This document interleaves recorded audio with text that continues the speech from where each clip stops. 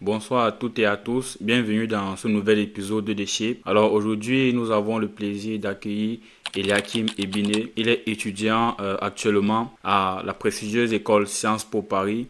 Donc il est là pour nous parler de son parcours depuis le Cameroun jusqu'à cette prestigieuse école. Voilà des opportunités qu'il aurait eues, qui lui ont permis d'arriver là, de ses activités, peut-être de ses projets et plus précisément encore voilà, de ses études en sciences politiques, en quoi ça consiste, nous donner quelques exemples, nous parler de tout ça. Bonsoir Eliakim. Bonsoir Donald. Voilà, j'espère que tu te portes bien et une fois de plus, bienvenue sur Shape. Merci beaucoup, je vais bien, merci. Et toi-même? Ça va, merci. Alors, donc, comme je l'ai dit à l'introduction, on parlera de ton parcours. Donc, on va commencer par là. Alors, est-ce que tu peux nous décrire un peu, voilà, comment ça s'est passé le lycée, où est-ce que tu as fait tes études secondaires, on va dire, dans quelles conditions, c'est quoi l'ambiance, voilà, le bac et voilà. Ok. Donc, je suis né au Cameroun. Je Ouais. fais mes études secondaires principalement dans deux collèges confessionnels. D'abord le collège Jésus-Marie, ensuite le collège Vôtre par la suite. Donc, j'ai commencé mes études au collège Jésus-Marie jusqu'en classe de seconde. Et donc, en fait, Ok, normalement, parents avaient décidé de me faire que je fasse tout mon cursus scolaire dans cette école-là, dans cet établissement-là. Et donc, ce qui est drôle, bon, je trouve pas que c'est le hasard, je pense quand même c'est parce que je suis très croyant, je pense que c'est la main de Dieu un peu. En classe de seconde, mes parents me disent, mes frères et frères me disent, ah, ce serait bien peut-être que tu fasses aussi le collège Vogue parce que tous mes frères ils ont fait pratiquement le collège Vogue. Et moi, je n'étais pas du tout intéressé par l'école.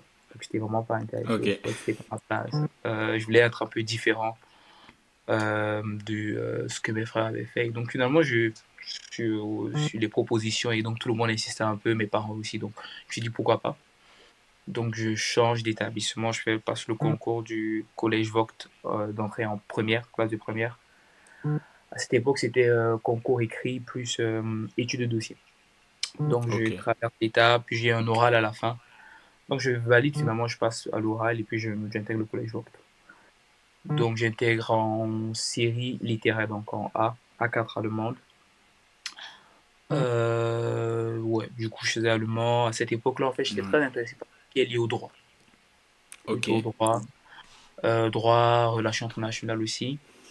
ouais, Euh, et donc, je voulais poursuivre mes études soit à prépa Vogt, soit à l'Université catholique d'Afrique centrale. Mais bon, pour des raisons financières, c'était pas forcément la chose la plus intéressante, enfin, la plus possible pour mon ok, parcours à moi. je vois, En fait, plus on arrivait en fin d'année de première et plus euh, la possibilité envisagée, c'était de poursuivre mes études justement soit à l'Université de Yaoundé 1, soit à Yaoundé 2. ok, ok, je vois. Donc voilà, tu as anticipé ma prochaine question, c'était de parler justement de cet après-baccalauréat là, qui est très souvent un cauchemar pour les bacheliers. Voilà, qu'est-ce qu'il faut faire? C'est le moment où on est confronté en fait un peu à son destin. Si je vous ai dit, voilà, on est confronté, il faut prendre des décisions de soi-même, choisir et prendre une voie, voilà, pour le futur. Donc, voilà, tu as déjà répondu. Donc, tu t'es orienté donc soit Université Yaoundé 1, soit Université Yaoundé 2. Donc, Guayaquil Oui, ou soit, c'est ça. du moins c'était les C'était propositions, les options, les les options qui propositions étaient, qui s'offrent. c'est Ok. ça. Et finalement, comment ça s'est passé, voilà. Et donc Est-ce que finalement, c'est ce qui s'est passé ou pas? non, finalement ça s'est pas passé comme ça. Ok. Donc en fait j'avais intégré le collège Vogt et Oui. moi en fait, bon peut-être après plus tard je donnerai les leçons que j'ai tirées de là, mais en fin d'année de première, lorsqu'on préparait les examens du probatoire, le principal du collège Vogt était venu en salle et là il nous a parlé de Sciences Po. Donc c'était la première fois que moi j'entendais parler de Sciences Po Paris. Oui. La seule université que je connaissais en France était la Sorbonne. Bon, je crois Ok. qu'on pratiquement tout le monde, 90% des Africains. Ouais. Et il me parle de Sciences Po, il me parle des différents profils qui y sont allés, les différentes possibilités de bourse qu'il y avait. Et donc, je trouve ça assez intéressant. Je me dis, ah, bah, du coup, c'était une occasion pour moi, en fait, de changer d'option finalement par rapport à ce qui m'était proposé. Et donc, je suis le principal dans son bureau. Donc, après, il Ouais. devait avoir de cours après, mais moi, je suis sorti. Je l'ai suivi pour avoir plus d'informations dessus. Je me suis dit, ah non, là, c'est aujourd'hui. Je peux pas avoir toutes les informations qu'il fallait. Donc, en fait, finalement, je posais des questions. Ils me disent qu'ils ont un programme qui était payant, qui mettait en place pour accompagner les étudiants. Pourquoi? Parce qu'en fait, Ok. ils avaient recruté des anciens de Sciences Po, donc de Sciences Po Bordeaux et de Sciences Po Paris, donc qui formaient les étudiants du collège Vogt à Sciences Po Paris. Donc voilà à peu près. Je sais pas si tu dois continuer dans le process, comment ça s'est passé par la suite. Ouais, tu nous dis si tu as fait cette prépa pour passer le concours de Sciences Po, concours études aussi, je sais pas, voilà. Comment ça Ok. s'est passé après? Donc, lorsqu'on me parle de Sciences Po, c'est comme si on avait allumé une ampoule dans ma tête. Donc, en fait, je commence Ouais. à m'intéresser un peu au monde occidental à partir de ce moment-là. Et des vieux rêves ou bien des vieilles aspirations par rapport à des universités commencent à revenir finalement, au prendre surface. Donc, je commence à penser à la possibilité de faire une prépa en France ou de faire Sciences Po Bordeaux, la Sorbonne ou Sciences Po Paris. Donc, on fait une préparation intense pendant l'été. Ouais. Avec le directeur à cette époque-là de IRCOM, qui est donc la prépa sciences politiques de prépa Vogt, Ok. qui nous forme justement sur les différents concours qu'il y avait. Et ensuite, à la rentrée 2019-2020, oui, c'était ça, mon année de terminale, donc je commence à préparer mon dossier Campus France. Donc, je rentre avec des Ok. universités. Mais c'était pas vraiment en fait les choix que je voulais parce que justement la seule option, enfin du moins l'option la plus intéressante, c'était soit d'intégrer Sciences Po Bordeaux où j'avais la possibilité d'avoir une bourse au niveau de Campus France, soit Sciences Po Paris où j'avais la possibilité d'avoir 3 bourses d'études. Donc le choix entre 3 bourses Ok. d'études.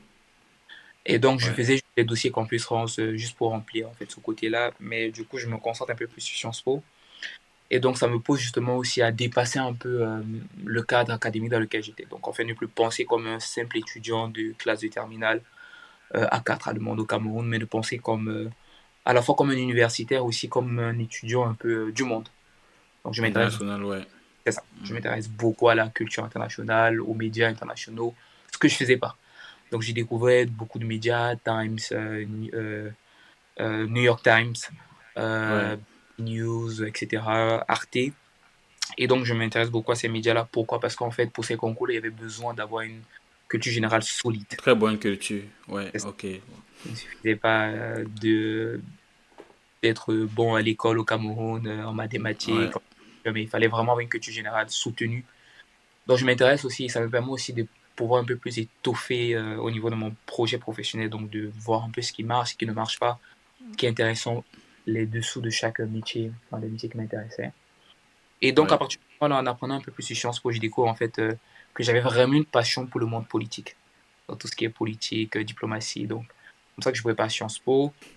Donc, Mhm. finalement, on dépose le dossier et puis voilà, les choses s'enchaînent finalement assez vite.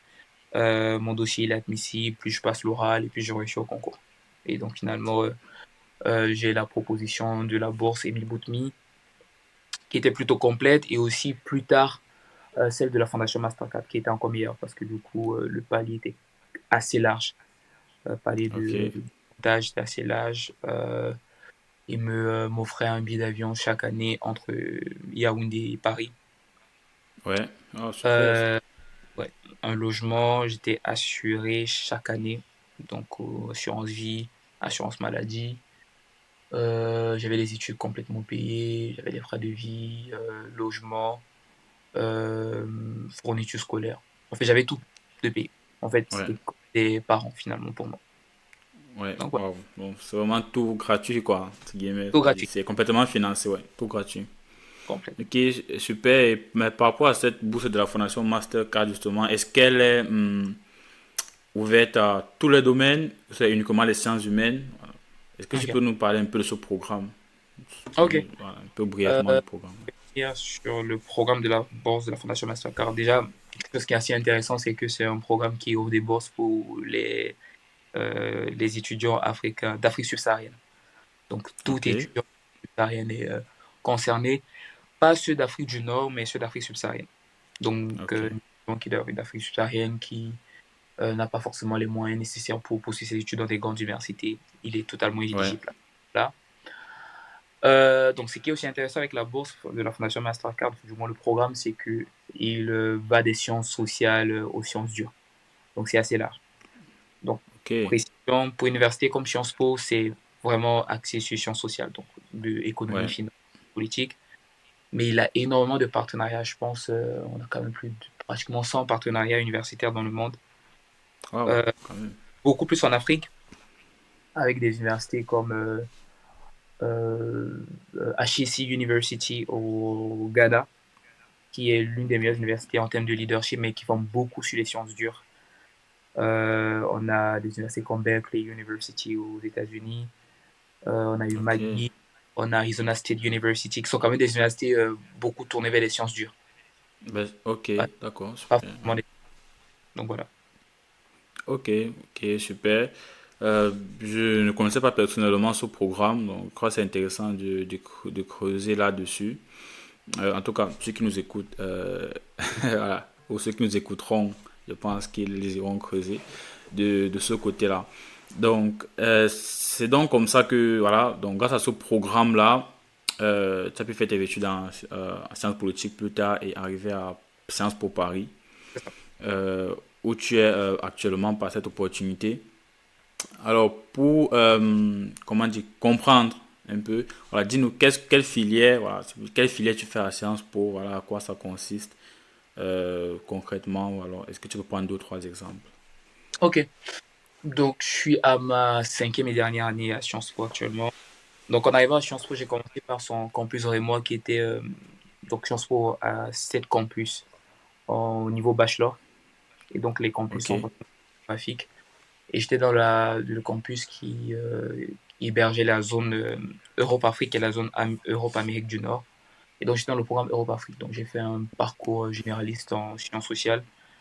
En deuxième année, je me suis spécialisé en politique et gouvernement et relations internationales.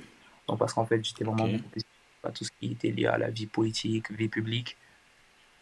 Pourquoi? Parce qu'en fait, j'avais le besoin de répondre aussi à quelque chose comme tu l'as précisé. Je pense au début, on ne parle pas beaucoup en fait des sciences politiques, par exemple, au Cameroun. Et ouais, donc, en fait, pour moi, c'était le but de vraiment répondre à un problème. Quelque chose en fait qui manquait finalement. Et pourtant qui est la base finalement un peu de la vie sociale dans un pays. On ne peut parler pas d'un pays sans parler de la politique de l'État. ouais, Donc, tout à je me fait. spécialise en politique et gouvernement. Donc, c'est vraiment un parcours assez généraliste, assez contemporain aussi. Surtout parce que en fait, les débuts de l'État tel qu'on le connaît aujourd'hui, ça a été inspiré aussi du modèle occidental, surtout du modèle européen. Ouais, Euh, Par la suite, en troisième année, je vais en échange, un semestre d'échange au Ghana, l'université du Ghana, où justement je poursuis un peu juste dans ce même élan-là de politique. Du coup, je suis un peu plus spécialisé politique publique au niveau de l'Afrique de l'Ouest. Et donc, en revenant dans un master en Sciences Po en 2023, septembre 2023, je rejoins le master de politique publique dans la spécialité politics. ok, Donc, d'accord, d'accord. la spécialité en elle-même, donc en fait, il y a les sciences politiques de manière globale et puis il y a les politiques publiques. Les sciences politiques, ça va vraiment être tout ce qui va étudier un peu les concepts liés à la politique, la pensée politique, etc. On va organiser des chercheurs, on va voir un peu comment on a pensé la conception politique, soit les différents systèmes politiques. Est-ce qu'on parle de fédéralisme, est-ce qu'on parle de démocratie, de dictature, etc. Ça va vraiment un peu Ouais, cette étude en fait de l'atmosphère un peu politique d'un État ou bien de son identité politique finalement d'un pays. Et donc, en master, l'idée était vraiment d'aller en profondeur maintenant, vraiment au niveau de ce que c'est que les politiques publiques. Et donc, les politiques publiques, ça va être le moteur un peu de la société. Donc, si on parle pouvoir public, ça va vraiment en fait être au niveau des politiques publiques. Pourquoi? Parce que si on parle des travaux publics, par exemple, oui, il faudrait en fait que l'État ait décidé en fait d'une politique publique qui soit liée aux travaux publics pour que les travaux publics puissent se faire. Si yeah, on parle de médecine, de la politique sanitaire, qui va impacter finalement les médecins, comment le métier est fait, c'est à la base les politiques publiques. Si on parle de l'économie d'un État, du système économique d'un pays, c'est les politiques publiques qui sont à la base. Les finances publiques, les politiques publiques, du droit dans un État, ce sont les politiques publiques. La construction, différentes constructions qu'il puisse y avoir, d'infrastructures, etc., ça va être au niveau des politiques publiques. Dans les politiques publiques, ça va vraiment être le travail que les décideurs publics sont censés faire, tous les projets de loi qui sont censés mettre en place, les décisions qu'ils prennent. Donc ça va vraiment en fait d'une étude, en fait d'une évaluation d'abord en fait de la politique publique. Donc en fait normalement une politique publique en fait elle s'étudie. Donc en fait c'est étudié à partir en fait d'un échantillon. Donc ça va aussi demander beaucoup de statistiques, mais pas forcément de la statistique dure, mais de la statistique vraiment pour comprendre est-ce que finalement si on met en place une politique, par exemple de santé, donc si on décide de rendre le vaccin contre l'hépatite B gratuit, est-ce que quel est l'impact que ça peut vraiment avoir dans la société? Est-ce que ça va vraiment avoir une utilité de un? Ouais, De deux, est-ce que ça va avoir, quel impact ça aura sur l'économie du pays? Donc en fait, ce genre de choses, si par exemple on décide de retirer la loi contre la, enfin, de retirer une loi contre la peine de mort en fait dans un pays, ça va d'abord être discuté en fait au niveau des politiques publiques. Dans les politiques publiques, il faut aussi impliquer le travail qui est fait au niveau du Parlement, de l'Assemblée nationale de manière générale. ouais, Donc c'est vraiment la vie publique, politique au sens large. Et rien ne se fait dans un État, que l'on parle en fait des métiers qui sont liés aux sciences dures ou pas. Rien ne se fait dans un État sans politique publique. Politique éducative, c'est décidé au niveau politique. Donc c'était vraiment en fait l'idée de comprendre vraiment ça, donc euh, comment c'est évalué, designé et mis en place finalement au niveau en fait de la société. Et qu'est-ce qui correspond le mieux en fait d'une population à une autre. Donc en fait des politiques publiques qui sont mises au niveau français ne pourront pas être adaptées au niveau africain. Du moins pas toutes. Donc, si je prends un exemple, euh, la politique éducative en France ne peut pas être adaptée aujourd'hui en Afrique.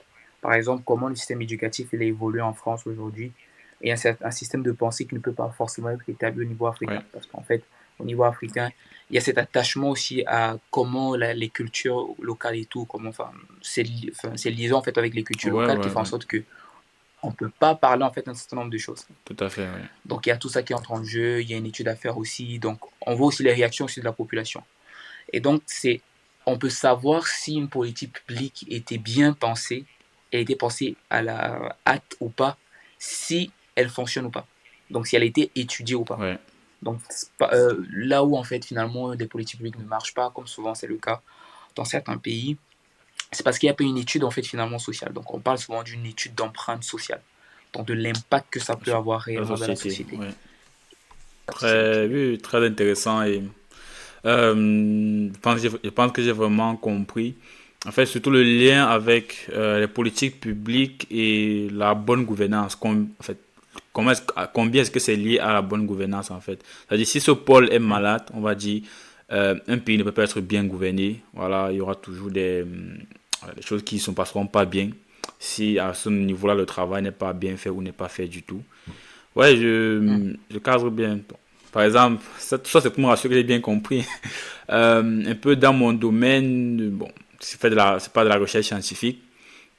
Je comprends plus l'impact, c'est-à-dire l'État ou bien, disons les décideurs, voilà, les décideurs qui sont les personnalités, certaines personnalités publiques, justement, je sais pas, députés ou voilà, tout ça, voilà. Les décideurs, voilà, tu as beau faire toute la recherche scientifique que tu veux, si la politique de l'État n'est pas de favoriser la recherche, ça n'y aboutira pas parce C'est qu'il n'y vrai. aura pas les financements, il n'y aura pas l'ouverture des universités, des laboratoires, voilà. Il n'y aura pas tout ça. L'État ne financera pas les activités autour de la recherche, dont la recherche ne peut pas émerger. Scientifique. Donc, ouais, C'est exact. ouais, je comprends là maintenant l'importance voilà, de bien définir les politiques publiques dans tous les aspects Et de la vie d'un pays. et Ouais, justement, dans l'exemple que tu prends par rapport en fait à la recherche scientifique, c'est normalement au niveau d'un gouvernement et des différents ministres, il est censé avoir un peu des cellules d'études. Donc les cellules d'études en fait vont être vraiment celles-là justement lorsque il y a des centres de recherche qui existent, que ce soit au niveau universitaire ou des centres de recherche ouais, indépendants, euh, de se rapprocher ou bien de travailler en collaboration avec justement des cabinets de politique publique pour voir, ok, donc même si en fait ces recherches-là est poussée pour voir en fait se rendre compte que euh, euh, qu'il y a besoin, je ne sais pas, je dis quelque chose qui de quand, hein, d'avoir, euh, enfin, qui va permettre de découvrir en fait par exemple le remède contre le sida par ouais. exemple. Il faudrait par exemple voir en fait au niveau des politiques publiques, il faut tenir compte de la politique éducative. Donc, est-ce qu'en fait, on a la possibilité d'avoir au niveau de l'éducation, de la politique éducative, de pouvoir former les gens, former un certain nombre de médecins qui vont travailler encore un peu plus, qui vont être efficaces en fait au niveau des recherches là, donc qui vont pouvoir acquérir en fait cette connaissance là qui parle de cette recherche-là, il faut savoir est-ce que, avec le ministère, par exemple, de la fonction publique, est-ce que le ministère était capable de les recruter aussi. Donc, en fait, il y a tellement de paramètres qui entrent en jeu. Après, aussi au niveau par exemple, du ministère de la Santé, de voir est-ce que nos hôpitaux ont tout le matériel nécessaire. Est-ce que on sera capable en fait de pouvoir implanter en fait justement cette connaissance là qui arrive au niveau de tous les États. Et donc si oui, donc à partir du moment là on peut financer la recherche. Sinon ça ne sert à rien de financer la recherche.